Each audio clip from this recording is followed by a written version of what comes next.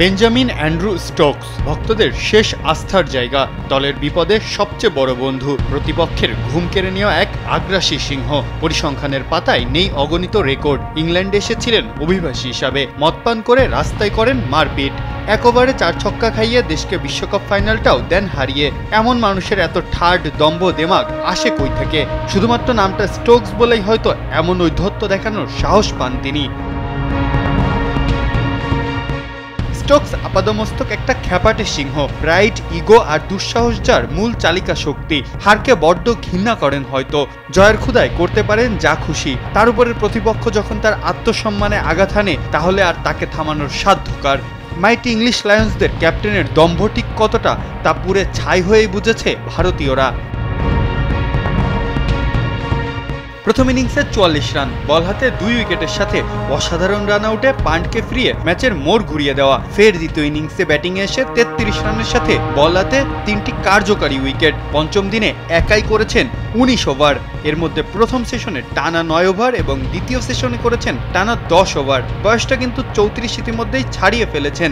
কিন্তু স্টোকসের প্রাইডে কেউ আঘাত হানলে তিনি কি আর ছেড়ে দেবেন? সংবাদ সম্মেলনে ইংলিশ অধিনায়ক জানালেন, চতুর্থ দিনে মাত্র 1-2 ওভার খেলতে গিয়েছিল তার 2 ওপেনার। তাদের উপরে যেভাবে 11 জন চড়াও হয়েছে, অশালীন আচরণ করেছে, তাতেই আতে ঘা লেগেছে তার। জবাবটা মাঠেই দিয়েছেন তিনি। যদিও খেলা শেষে উগ্রতা নয়, ভদ্রতাই বেছে নিয়েছেন স্টোকস। জাদেজা, সিরাজদের দিয়েছেন সান্ত্বনা। আগ্রাসী সিংহের এ কেমন দয়ালু রূপ! এজন্যই কি তবে এমন খলনায়ককেও ভালো না বেশে থাকতে পারে না মানুষ? স্টোকসের হাজার হাজার রান নেই, উইকেট নেই, সব ফরম্যাটে একসাথে খেলেনও না, বোলিংও করেন না অনেক সময়। কিন্তু স্টোকস যখন টি-20 বিশ্বকাপ ফাইনালে একা হাতে পাকিস্তানের পেস ব্যাটারিকে গুড়িয়ে দেন, আনপ্লেয়েবল নাসিম শাদের খালি হাতে বাড়ি পাঠান, কিংবা ওয়ানডে বিশ্বকাপে নিউজিল্যান্ডকে একাই কাঁদিয়ে দেন, তার সামনে কেউ কি আর ধোপে টেকে? এই লর্ডস টেস্টটি বাদ দিন, মাইটি অজিদের বিপক্ষে যে একা বুকে বুক চিতিয়ে লড়াই করে ম্যাচটি বের করে নিয়ে এসেছিলেন, সেই ইনিংসই বা খেলতে পারে কজন?